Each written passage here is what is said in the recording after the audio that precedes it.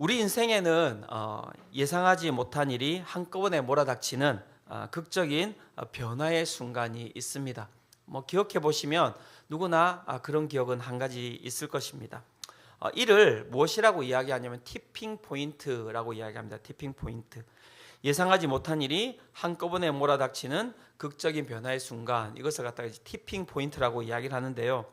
어떤 상황이 처음에는 아주 미미하게 진행되다가 어느 순간 갑자기 모든 것이 급격하게 변하기 시작하면서 삶이 완전히 달라지는 결정적인 순간, 이것을 갖다가 티핑 포인트라고 이야기합니다.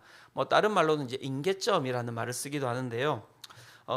이제 어떻게 보면 티핑 포인트를 잘 설명해 줄 수 있는 하나의 예화가 있는데, 그것은 무엇이냐면 애벌레가 나비가 되는 과정입니다. 애벌레가 나비가 되는 과정입니다. 자, 한번 생각해 보십시오. 애벌레는 언제 나비가 되는 것을 알 수 있을까요? 언제? 자기가 언제 나비가 되어야 되겠구나라는 것을 언제 알 수 있을까요? 네, 번데기가 되어서. 그럼 번데기가 되는 시간을 언제 알 수 있을까요? 신기하지 않습니까? 어느 순간 갑자기 번데기가 되고 나비가 되는 거죠. 근데 과학적으로 보면 이렇게 이야기합니다. 유충 호르몬이라는 것이 있다고 합니다. 유충 호르몬. 그래서 뇌에 이 유충 호르몬이 흐르는데요. 곤충의 탈피와 변태를 조종하는 호르몬이라고 이야기합니다. 이 호르몬의 농도가 높으면 이 유충 상태가 유지되는 것이죠. 즉 계속해서 애벌레로 살아가는 것입니다. 나뭇잎을 갉아먹고 살아가는데요. 이 호르몬의 농도가 어느 순간 감소하면 번데기나 성충으로 변태가 이렇게 촉진된다고 이야기합니다. 즉 뇌에서 분비되는 호르몬이 변화되는 그 순간 나뭇잎을 갉아먹는 삶을 살다가 애벌레가 이제 내가 이 삶을 내려놓아야 되겠구나, 그렇게 이제 생각을 하고 판단을 하고 나비가 되어야 되겠구나라고 결정을 하고 이렇게 이제 번데기로 변화하는 과정을 거치게 된다는 것입니다. 그런데 이 변화가 만들어지는 과정이 이게 점진적으로 만들어지는 게 아니라고 합니다. 어느 순간 한 번에 일어난다는 거예요. 어느 순간 한 번에 일어난다는 것입니다. 그렇게 급격한 변화를 갖다가 일으키는 걸 우리는 이제 티핑 포인트라고 이야기를 하는 것이죠. 사랑하는 성도 여러분, 사람이 바뀝니까? 안 바뀝니까? 네. 그때 다릅니까? 네. 사람마다 다릅니까? 사람은 바뀝니까? 안 바뀝니까? 안 바뀝니까? 네. 믿음이 없는 세대 이렇게 이야기하지 않습니까? 네. 사람은 바뀝니다. 믿으십니까? 네, 사람은 바뀝니다, 여러분. 바뀝니다. 믿으십시오. 나에게 이렇게 선포하시기 바랍니다. 나는 바뀔 수 있다. 네, 사람은 바뀝니다, 여러분. 오늘 본문은 우리 인생의 그 티핑 포인트, 완전히 우리의 삶이 변화되는 그 순간을 다루고 있는 본문입니다. 우리의 삶이 어떻게 변화되는지에 대해서 오늘 본문이 이야기를 해주고 있는데요. 먼저 그 변화의 장소를 한번 살펴볼 필요가 있습니다. 왜냐하면 인간은 환경에 지배를 받는 동물이 아닙니까? 물고기가 물을 떠나서 살 수 없듯이 인간도 환경의 영향을 받지 않고 살아갈 수가 없는 것이죠. 그런 부분에 있어서 오늘 본문이 어떤 장소에서 이제 일어나는 사건인지에 대해서 우리가 한번 살펴볼 필요가 있을 것입니다. 마가복음 8장 27절 이렇게 이제 시작하고 있습니다. 예수와 제자들이 빌립보 가이사랴 여러 마을로 나가실새 길에서 제자들에게 물어 이르시되 사람들이 나를 누구라고 하느냐. 자, 가이사랴 빌립보 가이사랴 많이 들어보셨죠? 이 빌립보 가이사랴라고 하는 이 마을에서 오늘 이 티핑 포인트, 삶의 변화가 일어나고 있는 것을 오늘 본문이 이야기하고 있습니다. 그러면 이 도시가 어떤 도시인지를 우리가 한번 살펴볼 필요가 있는데요. 원래 이 빌립보 가이사랴의 도시의 이름은 바니아라고 이야기를 합니다. 그리고 이 도시는 고대 이교도에서 가장 유명한 판이라는 다산의 신이 탄생한 장소입니다. 이 판이라는 단어는 신이라는 뜻도 있습니다. 판테온 이렇게 이야기하지 않습니까? 예. 판이라고 하는 이 다산의 신이 탄생한 장소가 이 빌립보 가이사랴입니다. 이 신은 전설적인 자연의 신이었고요. 그에 대한 경배는 이 도시에서 아주 중요한 것이었습니다. 또한 수많은 이교의 신전들이 이 빌립보 가이사랴 도시에 가득 채워져 있었다고 이야기를 하고 있습니다. 그런데 이 도시의 이름, 이 바니아라는 이름을 갖다가 로마의 속국으로 갈릴리 북부를 다스리고 있었던 이 분봉왕이라고 이야기하죠. 헤롯 빌립 2세가 자신의 이름을 이제 집어넣습니다. 그래서 빌립보, 여기 이제 헤롯 빌립의 이름이 들어가는 것이고요. 그가 로마에 잘 보이기 위하여서 로마 황제를 기념하는 의미에서 케사르, 카이사, 그죠? 가이사랴 이렇게 해서 그 이름을 이렇게 붙이게 되는 거죠. 그래서 가이사랴 빌립보 아니면 빌립보 가이사랴 이렇게 이제 도시의 이름을 붙인 것입니다. 도시의 이름을 그렇게 붙인 것으로 끝난 것이 아닙니다. 이 도시에는 아주 높은 산이 있었는데요. 그 산에 헤롯 빌립이 황제에게 바치는 새로운 신전이 거대한 규모의 하얀 대리석으로 이렇게 지어졌다고 합니다. 찬란하게 그 황제를 위한 신전이 이렇게 지어져 있는 가운데 여러분 그 아래는 무엇이 있습니까? 수많은 이교의 신전들이 이렇게 있었던 것을 볼 수가 있는 것이죠. 즉 수많은 신들이 있고 그 가운데 최고의 신은 누구라고 지금 이 도시는 이야기를 하고 있는 것입니까? 바로 로마 황제가 최고의 신이다 이렇게 이야기를 하고 있는 것입니다. 그래서 거기에 있는 많은 사람들은 황제를 믿고요. 황제만 믿는 것이 아니죠. 그 가운데서 자신들이 믿는 여러 신들을 믿고 살아갔던 것이 이 빌립보 가이사랴에 있는 시민들의 삶이었다 이렇게 이야기를 할 수가 있는 것입니다. 이러한 장소와 이러한 공간 가운데서 예수님께서 오늘 제자들에게 이렇게 질문을 던지고 있습니다. 뭐라고 질문을 던졌습니까? 사람들이 나를 누구라 하느냐 이렇게 질문을 던진 거예요. 사람들이 나를 누구라 하느냐. 그래서 지금 그 제자들이 듣고 있지 않겠습니까? 그 주변에서 무수한 사람들이 예수님에 대해서 하는 이야기를 그들이 듣고 있지 않겠습니까? 그 제자들이 이렇게 이야기합니다. 마가복음 8장 28절인데요. 이렇게 이야기합니다. 제자들이 여짜와 이르되 세례 요한이라 하고 더러는 엘리야 더러는 선지자 중에 하나라 하나이다. 이건 너무 복잡하게 설명할 필요가 없습니다. 이 예수님께서 던지는 질문의 의미와 이 사람들이 대답하는 의미, 여기는 이러한 의미가 딱 들어가 있습니다. 어떤 의미가 들어가 있냐면 이 세상에 많은 사람들이 예수님을 그냥 수많은 신들 중에 하나로 생각하고 있습니다. 이 이야기를 하고 있는 거예요. 무슨 세례 요한이다, 그 가운데 엘리야다, 그 가운데 뭐 선지자다, 그런 의미가 중요한 것이 아니라 여기에 이야기하는 세례 요한, 엘리야, 선지자 다 어떤 사람들이냐면 그냥 이 땅 가운데서 기적을 일으키는 사람들이라고 이 사람들은 생각하는 것이거든요. 그러니까 자신들의 도시에는 수많은 신들이 있는 거예요. 그 가운데 로마 황제가 최고의 신이죠. 돈과 명예와 권력을 가지고 있고 사람의 그 목숨을 좌지우지하고 모든 것을 갖다가 다 이룰 수 있는 것이 로마 황제라고 생각을 하고 있고요. 그 밑에 자신들의 어떤 삶을 도와줄 수 있는 수많은 신들이 있는데 예수님이 누구라고요? 그 신들 중에 하나라는 거예요. 그 신들 중에 하나라고 이야기를 하고 있는 것입니다. 그들이 로마 황제를 믿고 그들이 판이라는 풍요의 신을 믿는 것은 무엇 때문입니까? 이 땅 가운데서 부자 되려고요. 그들 가운데 있는 병을 나으려고요. 팔자를 고치려고요.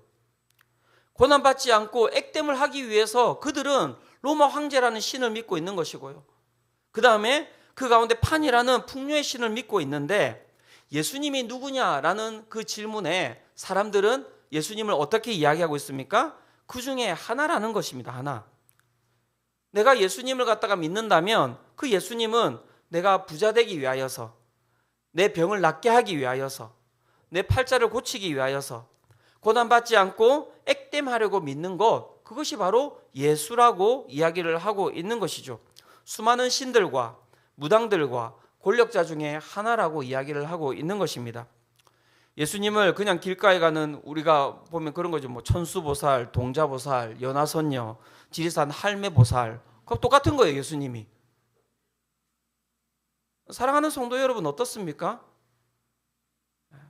여러분들은 예수님을 누구라고 이야기하고 계십니까? 이것이 이 땅을 살아가는 변치 않는 인간들의 모습이라고 성경이 이야기를 하고 있는 거예요. 여기에 이제 티핑 포인트라고 이야기하는 변화의 질문이 들어가게 되어 있습니다. 아주 중요한 질문을 그래서 예수님이 다시 한 번 더 던집니다. 그래, 사람들이 나를 누구라 하느냐? 그 다음에 두 번째 질문을 던지시죠. 예수님께서 뭐라고 말씀하십니까? 너희는 나를 누구라 하느냐? 너희는 나를 누구라 하느냐? 그 질문에 오늘 마가복음 8장 29절에서 베드로가 이렇게 대답을 하고 있습니다. 같이 한번 읽어보도록 하겠습니다. 자, 시작. 또 물으시되 너희는 나를 누구라 하느냐? 베드로가 대답하여 이르되 주는 그리스도시니이다 하매. 예, 베드로가 뭐라고 대답하고 있습니까? 주는 그리스도시입니다. 마가복음에는 이렇게 좀 심플하게 나와 있지만요, 마태복음에 동일한 이제 본문이 나와 있는데요, 마태복음 16장 16절에는 이렇게 대답을 하고 있습니다. 시몬 베드로가 대답하여 이르되 주는 그리스도시요 살아계신 하나님의 아들이시니이다. 예수 그리스도라고 이야기할 때 어디가 이름이고 어디가 이름입니까, 여러분? 예수 그리스도 우리가 함께 붙이잖아요. 예수님이 이름이에요. 그리스도는 직분과 같은 것입니다. 직분. 너무 붙여 있다 보니까 우리가 그냥 주은석 목사를 이름으로 알고 있는 거하고 똑같은 거예요. 그죠? 예수 그리스도는 직분입니다. 메시아라고 이야기하는 구원자라고 하는 뜻을 가지고 있는 것이죠. 베드로가 주님은 메시아이십니다. 구원자이십니다. 이렇게 이야기를 하고 있고요. 예수님은 살아계신 하나님, 그 가운데 신이 있어요. 지금 최고의 신인 로마 황제가 있는데 로마 황제가 아닌 또 다른 살아계신 하나님의 아들, 즉 하나님이십니다라고 그가 고백하고 있는 것이죠. 하나님과 완벽하게 연결시켜 주시는 제사장이고, 하나님이 어떤 분이신지를 보여주는 완벽한 선지자이시고, 하나님의 백성을 완벽하게 통치하는 왕이시고, 당신은 살아계신 하나님의 아들입니다. 이렇게 이야기를 하고 있는 것이죠. 많은 분들이 지금 제 설교를 들으면서 이 설교를 통해서 예수님을 아는 건 되게 어려운 거예요. 제가 이제 나중에 왜 그런지 이야기를 드릴 텐데요. 우리가 방금 제가 막 이런 얘기를 드렸습니다. 주는 그리스도시요 살아계신 하나님의 아들이십니다. 이 되게 어려운 단어들이에요. 근데 우리 성도님들 이 단어를 다 알고 계십니까? 모르십니까? 알고 계시죠? 어떤 의미인지 다 알고 계시잖아요. 어떻게 알고 계시는 것입니까? 이 단어의 의미를 제자 훈련 받아서? 배워서? 아니요. 만나서 그런 거예요. 내가 태어났는데 아버지가 재벌이에요. 사람들이 나를 보고 재벌 아들이라고 이야기를 해요. 그럼 그 재벌이라는 단어를 얘가 배워서 알겠습니까?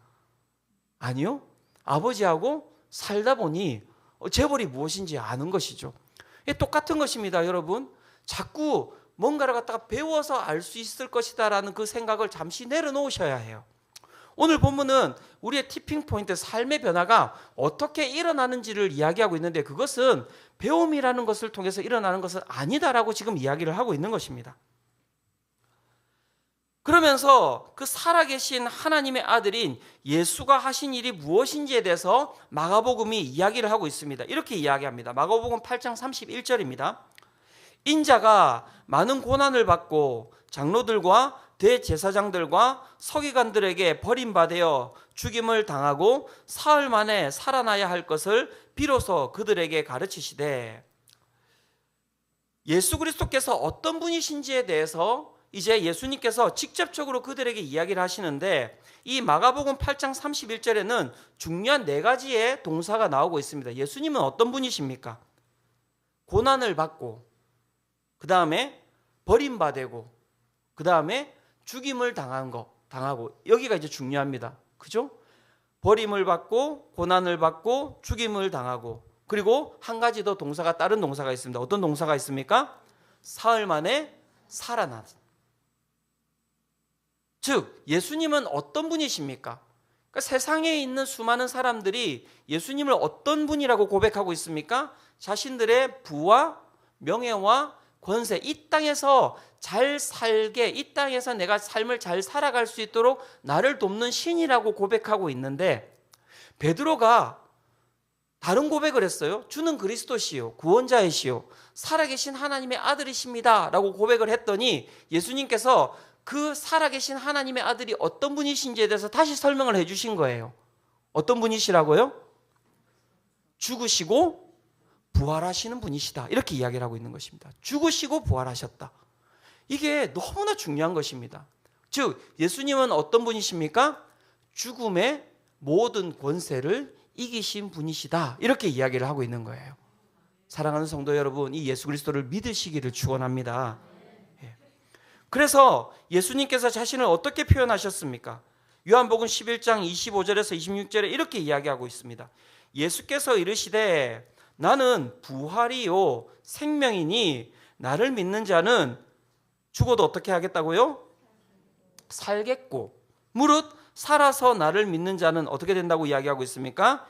영원히 죽지 아니하리니 이것을 내가 믿느냐. 이 세상에 있는 수많은 사람들의 삶은 오늘 이 땅 가운데서 어떻게 살아갈지에 대해서만 고민하고 살아가고 있는데, 예수님이라고 하는 한 신이 이 땅 가운데 나타나셔서 이들 가운데 하시는 얘기는 무엇이냐면, 이것이 중요한 것이 아니다라고 이야기를 하고 있는 것입니다. 왜냐하면 이 땅에서 부여하고 이 땅에서 명예롭고 이 땅에서 권력을 가진다 할지라도 결국에는 그 모든 부와 명예와 권세는 어디에 놓여 있는 것입니까? 죽음이라고 하는 거대한 권세 가운데 놓여 있는 거예요. 무엇으로도 그 권세를 이기지 못하는 그러한 상황 가운데 놓여 있는 것이죠. 그래서 즉 삶의 변화라는 것은 없는 거예요. 부유하다 하더라도 끝은 무엇입니까? 죽음이에요. 명예롭다 하더라도 그 끝은 무엇입니까? 죽음이에요. 내가 아무리 수많은 권력을 가지고 있다 하더라도 그 끝은 무엇입니까? 죽음이에요. 진시 황제가 지금까지 살아 있습니까? 죄송합니다. 진시 황제를 꺼내서. 어떤 권세자가 여러분 영원토록 살아서 그 권세를 유지하고 있습니까? 없죠. 없습니다. 다 그 죽음의 권세 아래 놓여 있는 것이죠. 그런데 예수께서 이 땅 가운데 오셨는데, 예수님께서 하나님이라고 이야기하시는데, 이 하나님, 이 신이 어떤 신이라고 이야기하고 있습니까? 수많은 신들이 있고 로마의 신이 있고 로마의 황제가 있는데, 이 모든 신들이 해결하지 못한 모든 문제를 해결한 신이라고 이야기를 하고 있는 것이죠. 그리고 중요한 것은 이 신을 그러면 어떻게 믿을 수 있는지에 대해서 예수님께서 이렇게 설명하고 있습니다. 그래서 제가 앞에 이야기 드린 것이, 이건 배움으로 믿는 게 아니에요. 베드로가 어떻게 이 고백을 했는지에 대해서 예수님께서 이렇게 말씀하고 계십니다. 마태복음 16장 17절입니다. 이 부분도 같이 한번 읽어보도록 하겠습니다. 자, 시작. 예수께서 대답하여 이르시되 바요나 시몬아, 내가 복이 있도다. 이를 내게 알게 하니는 혈육이 아니요 하늘에 계신 내 아버지시니라. 예, 예수님께서 그 시몬 베드로에게 뭐라고 말씀하십니까? 네가 복이 있도다. 베드로가 주는 그리스도시요 살아계신 하나님의 아들이십니다. 이 땅에 수많은 신들이 있지만 그 모든 신보다도 더 위대한 신이십니다. 이 땅의 모든 것을 해결할 수 있는 유일한 하나님이십니다라고 그렇게 고백을 하였더니, 예수님께서 그 고백을 뭐라고 말씀하셨습니까? 복이 있도다. 이를 내게 알게 하니는 혈육이 아니요 누구라고요? 하늘에 계신 내 아버지시니라. 즉 이게 되게 중요합니다. 우리의 삶에 변화가 일어나는데요, 그 변화는 무엇으로부터 일어난다는 것입니까? 하나님의 계시로부터 일어난다는 거예요. 하나님만이 하나님을 계시할 수 있다. 하나님만이 하나님을 알 수 있도록 만들 수 있다라고 이야기를 하고 있는 것입니다. 하나님이 시몬 베드로에게 어떻게 해요? 그것을 알도록 어떻게 해요? 계시하셨다, 알려주셨다. 지금 이렇게 이야기를 하고 있는 것이죠. 예수님은 그 시대에 멸시받는 노동자였습니다. 가족으로부터 미친 사람으로 여겨져 버림받은 사람이었습니다. 원수들로부터 범죄자라고 정죄될 사람을 어떻게 해요? 하나님의 아들과 메시아로 보기 위해서는 여러분 무엇이 필요합니까? 그 이상한 일 아닙니까? 예수님을 지금 바라봤을 때는 그렇게 하나님의 아들이라고 고백하기가 쉽지가 않은 거예요. 그런데 하늘로부터 온 계시가 어떻게 해요? 하늘로부터 온 통찰력이 예수님의 정체성을 깨달아 알 수 있게 했다고 이야기를 하는 것이죠. 오늘 이 예배 가운데 오늘도 예수님을 여러 신들 중에 그냥 한 명이라고 믿고 있는 분들이 계시다면 오늘 이 베드로에게 주셨던 그 계시가 오늘 이곳에 있는 우리 모든 성도님들에게 동일하게 임하시기를 축원합니다. 동일하게 임하시기를 축원합니다. 우리의 삶을 살펴보니까 정말 그래요. 그런데 예수님을 어떻게 아셨는지에 대해서 살펴보니까 그래요. 친구들의 권유로 교회에 나왔는데 막 교회 왔더니 선생님이 그다음에 전도사님이 목사님이 너무 잘해 주시는 거예요. 아유 우리 승리, 아유 우리 풍요, 막 얘들 제 애들 둘이 볼 때마다 너무 막 이렇게 너무 좋아요. 사랑해. 네. 그러니까 막 너무 좋아서 집에서 받지 못하던 그런 사랑 아닙니까? 막 그러니까는 교회 막 나오는 거예요. 그렇게 교회 나와서 있다가 어떻게 해요? 수련회를 따라갔는데 그 수련회에 가서 어떻게 해요? 하나님을 만난 거예요. 찾아오셔가지고 예수님께서 내가 너를 사랑한다. 예수님이 누군지도 잘 몰라요. 그런데 그냥 기도하는데 그냥 찬양을 드리는데 그 가운데서 내 마음 가운데 울려나오는 목소리, 내가 너를 사랑한다. 막 그냥 갑자기 막 눈물이 펑 터지면서, 그죠? 그리고 모든 것을 다 잃어버리고 생명을 던지려다 어릴 적 기억에 내가 교회에 한번 나가봐야 되지 않을까? 그 생각이 문득 들어서 교회에 나왔는데 앉자마자 그냥 주차장에 들어오면서부터 갑자기 눈물이 펑펑 나면서 뭔지 모르는데 그냥 그 가운데서 엉엉 그냥 엎드렸던 기억들, 그런 기억들이 있지 않습니까? 가정의 경제적 어려움에 친구의 권유로 교회에 나왔다가 갑자기 눈물이 흐르고 나는 그냥 어려움도 없어요. 힘듦도 없어요. 그런데 옆에서 친구가 막 찬양을 부르는데 찬양이 좋은 거예요. 난 노래도 잘하니까. 노래방 가서 맨날 노래 부르는데 교회 갔더니 노래방 안 가도 되고 코인 안 넣어도 되고 교회 와서 맨날 노래를 부르는 거예요. 재밌겠다. 그냥 교회 와서 그냥 노래를 부르러 교회 온 거예요. 그런데 어느 날 막 찬양을 부르는데 그 찬양이 어떻게 해요? 내 마음 가운데서 해석이 되기 시작하는 거예요. 그러면서 그 가운데서 엎드려지고 하나도 모르는 이야기인데 그냥 옆에 있는 친구한테 끌려와가지고 너 빨리 예수 믿으러 가자고 그냥 끌려 나온 거예요. 끌려 나왔는데 갑자기 앞에 이상한 목사님 한 분이 턱 앉아가지고 막 복음을 소개하는데 막 하나님이시와 하나도 못 알아듣겠어. 하나도 못 알아듣겠어. 무슨 성경을 이야기하는데 성경이 뭔지도 못 알아. 내가 책 읽는 거는 진짜 막 죄송합니다. 젬병이라는 말을 쓰려고 했는데 이런 단어 쓰면 안 되는데 막 정말 책은 내가 태어나서 읽지도 않는데 성경을 막 펴면서 이야기를 하는데 하나도 못 알아듣겠어요. 근데 목사님이 마지막에 저를 따라 기도하시겠습니까? 근데 이게 부정을 할 수가 없네. 거부를 할 수가 없는 거예요. 네, 그냥 저를 따라 하시면 됩니다. 하나님 아버지 하는데 갑자기 눈물이 펑 솟아. 그러면서 그냥 예수를 믿게 되고, 그죠? 여러분 잘 살펴보십시오. 우리가 여기에 앉아서 예배를 드리는데요, 그 예배를 드리는 그 첫 과정을 잘 살펴보시면 거기에 우리가 생각하는 것과는 전혀 다른 하나의 사건이 존재한다는 것이죠. 그것이 무엇입니까? 바로 티핑 포인트입니다. 하나님의 계시라고 이야기를 하고 있는 것이죠. 그래서 이들은 어떻습니까? 베드로와 동일한 고백을 하게 됩니다. 주는 그리스도시요 살아계신 하나님의 아들이십니다. 그렇죠? 그리고 예수께서 이르시되 나는 부활이요 생명이니 나를 믿는 자는 죽어도 살겠고 무릇 살아서 나를 믿는 자는 영원히 죽지 아니하리니 이것을 내가 믿느냐. 그 부활의 삶을 그 다음부터는 이들이 살아가게 되는 것이죠.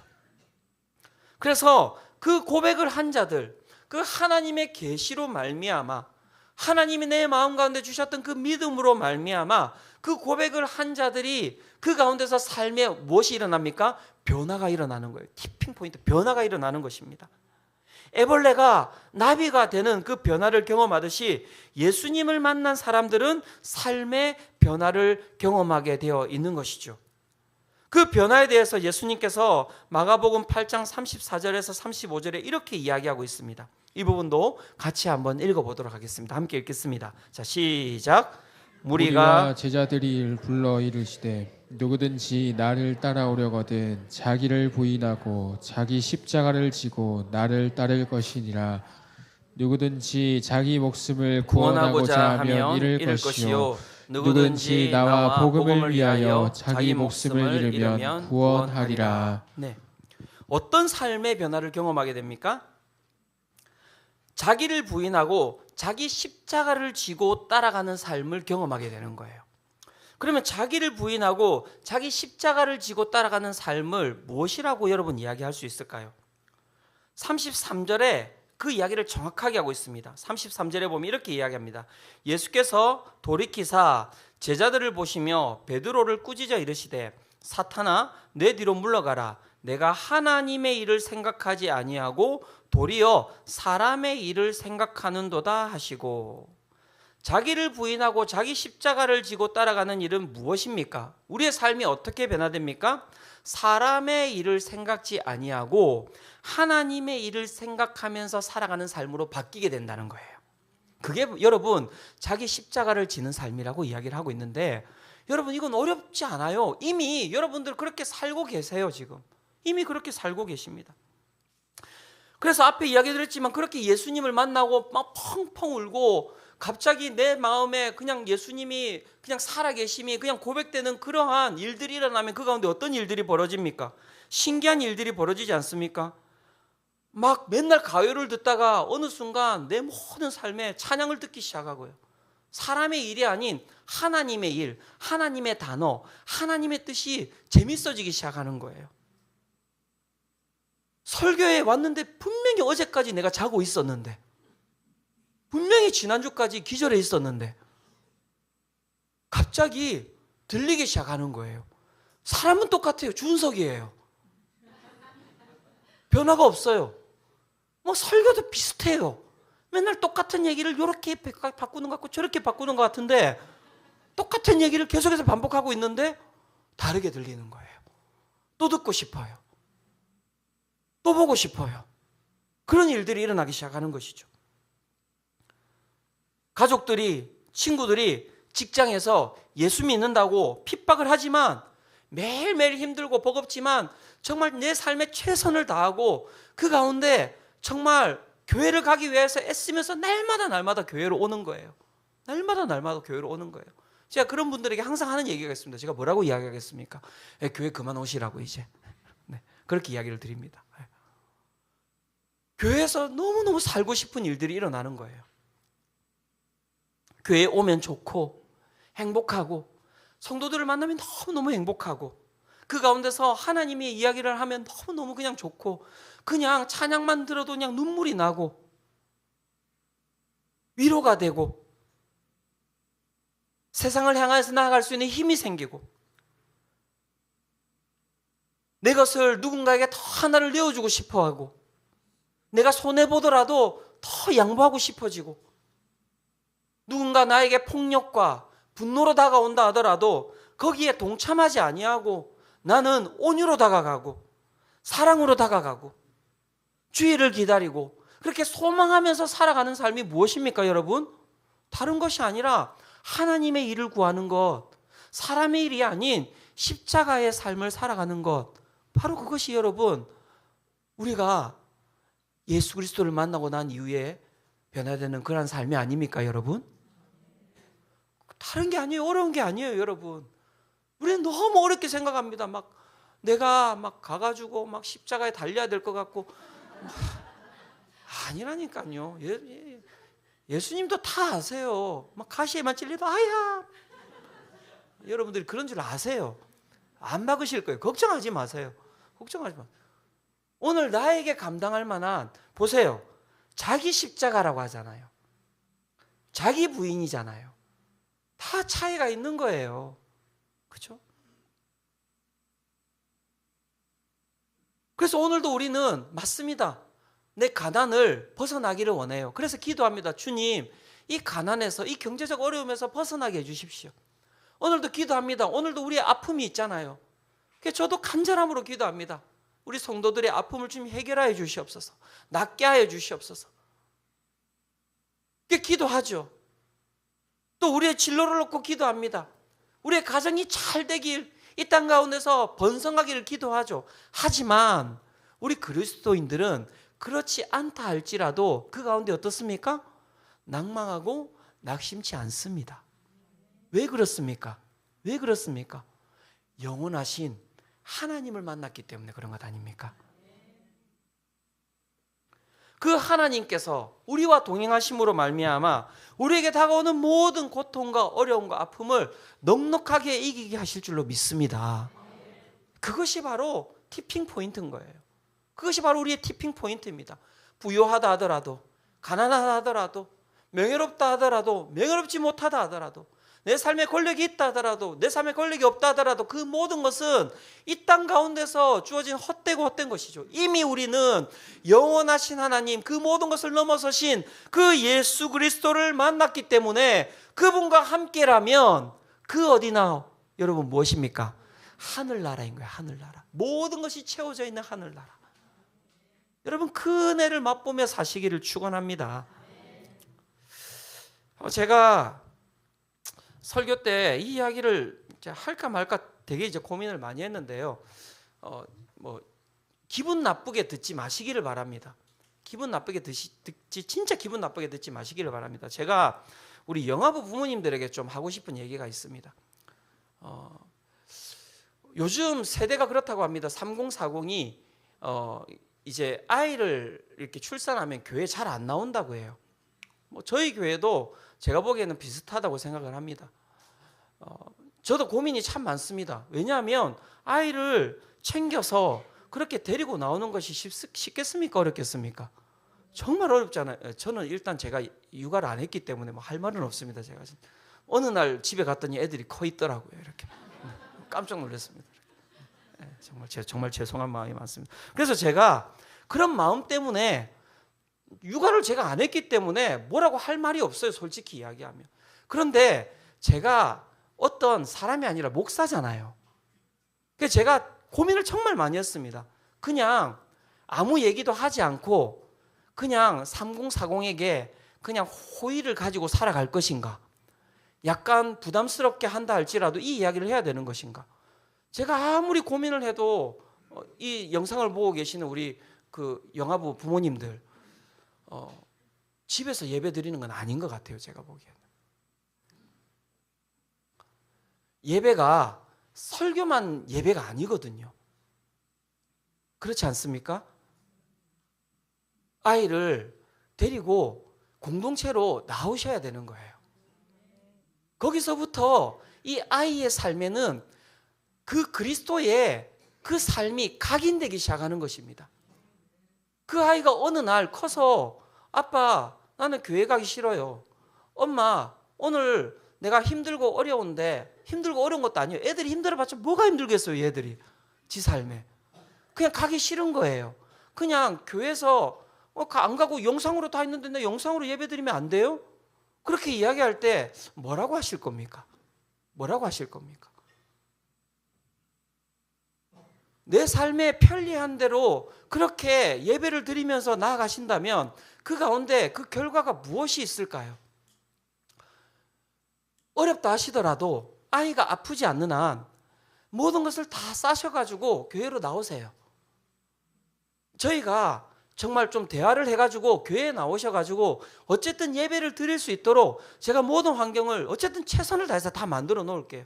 그래서 영화부는 주차부 맞죠? 이 안으로 다 들어올 수 있지 않습니까? 못 들어옵니까? 들어올 수 있도록 해주시기 바랍니다. 이 앞으로. 그래서 최대한 안으로 들어와서 우리 아이들이 정말 그 추위에 찬바람 들어가면 안 되니까요. 그렇게 해서 들어가서 예배 드릴 수 있도록 해주시고, 그 아이들이 바닥에 찌으면 아플까봐 뭐 쿠션도 두툼한 걸로 영화부 그 사무실에 깔아놨습니다.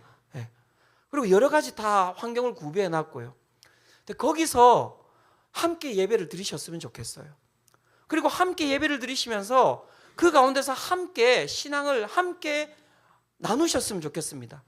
아이들이 못 알아듣는다고 생각하지 마시기 바랍니다. 태어나면서부터 아이들은 다 알아듣습니다. 얘야, 지금은 예배 드리는 시간이야. 응애, 밥 줘. 아니야, 지금은 밥 먹는 시간이 아니라 하나님께 예배 드리는 시간이야. 30분 늦춘다고 애 안 죽습니다. 제가 보기에는 안 죽습니다. 아이들을 하나님 앞에서 양육하시기 바랍니다. 이 이야기가 그러면 다시 이야기 드리지만 우리 영아부 부모님들에게만 해당되는 얘기겠습니까? 오늘 영상을 보고 계시는 우리 성도 여러분, 하나님의 일을 추구하시기를 바랍니다. 우리의 삶이 조금 불편할 수 있어요. 예수님께서 그 이야기를 하셨잖아요. 너희들의 길은 십자가의 길이라고. 그런데 그 길의 끝은 무엇입니까, 여러분? 부활과 영생이라고 이야기를 하고 있는 거예요. 여러분들의 삶의 그 열매를 부활과 영생으로 맺어가시기를 축원합니다. 조금 불편하고 조금 어렵고 힘든 거, 하지만 그것이 다 어디에서 해소되는 것입니까? 그래서 오늘 이 예배가 정말 중요한 거예요. 여러분, 예배를 드리시기를 축원합니다. 하늘에 오늘도 문을 여시고 이곳 가운데 성령을 부어주시고 내가 가지고 있는 지혜와 지식으로 하나님을 아는 것이 아니라 하나님의 계시로 그 하나님을 알므로 말미암아 오늘 내 가운데 해결되지 않았던 많은 것들이 하나님을 만남으로 눈물이 터지면서 그냥 해결되는, 그냥 해결되지 않아도 되고요, 주님. 그냥 저는 이렇게 살아도 되고요, 주님. 그냥 이것이 나는 행복합니다라고 고백할 수 있는 그 예수 그리스도를 만나시기를 축원합니다. 이 이야기를 하고 진짜 마무리하겠습니다. 이렇게 설교하지 말라고 하셨는데, 네. 제가 이제 이번 주에 그 신방을 가는데요, 한 100km 정도 떨어져 있는 곳에서의 성도입니다. 이분이 매주마다 교회를 나오세요. 제가 이렇게 운전을 하면서 가면서 그런 생각이 들었습니다. 다른 게 아니라 제 자신에 대한 이렇게 좀 도닥임이겠죠. 주은석, 너는 언제부터 이렇게 남을 위해서만 살았니? 이렇게 이제 물어본 거예요. 제가 그래서 이렇게 제 스케줄을 봤더니 저를 위한 스케줄은 하나도 없어요, 여러분. 다 남을 위해서만 살고 있잖아요. 그러니까 언제부터 나는 이렇게 남을 위해서만 살고 있었을까? 기억이 잘 안 나요. 그러면서 그냥 제 마음에 그런 생각, 참 신기하다. 그런데 참 애틋하기도 하고, 아유, 너가 어쨌든 수고가 많다. 그러면서 이제 쭉 내려가서 이제 그 성도님을 만나고 이야기하는데, 이 성도님이 막 제가 앞에서 이야기했던 하늘 문이 열린 거예요. 하늘 문이 열린 거예요. 하나님이 너무나 사랑스럽고 하나님이 너무나 좋고 막 예배 오면 그냥 눈물이 나고 너무너무 좋으시다. 너무너무 좋으시다는 거예요. 그분 만나 뵙고 이렇게 올라오는데 제 마음 가운데 그런 마음이 들었습니다. 하나님, 이렇게 이런 성도 한 명만 있으면 저는 평생 이렇게 살 수 있겠다는 생각이 들었습니다. 너무 좋은 거예요. 아, 그래, 이게 삶이지, 이게 인생이지, 이렇게 삶이 기쁨이고 즐거움이지, 사람이 많고 적음이 중요한 것이 아니라 이런 성도 한 명이 있으면 내 모든 삶을 바쳐서라도 내가 이렇게 사는 것이 맞지 않는가? 너무 행복하고 좋았어요. 사랑하는 성도 여러분, 나의 십자가를 지고 살아가면 주님께서 그 십자가 가운데 생명을 허락하실 줄로 믿습니다. 오늘도 우리가 정말 이 예배 가운데 살아계신 우리가 하나님께 나아가기를 소망합니다. 오늘도 우리가 이 예배 가운데 세상의 것이 아니라 하나님의 것을 구하며 나아가기를 소망합니다. 이 시간 우리 함께 이 찬양 드리면서 우리 주님께 나아가기를 원하는데요, 하늘의 것을 구하게 하소서. 제가 참 요즘 날마다 듣는 찬양이라고 이야기 드렸지 않습니까? 이 찬양을 들으면 너무 행복해요. 그냥 너무 행복해요. 어떤 어려움이 있고 어떤 힘듦이 닥치고 제 삶에 막 어떤 일이 해결되지 않는다 하더라도 너무 행복해요, 이 찬양을 부르면. 오늘도 어려운 분들 이 찬양을 통하여서 위로받으시고요, 하늘의 것을 구하며 나가는 삶에서 그 생명을 찾으시기를 축원합니다.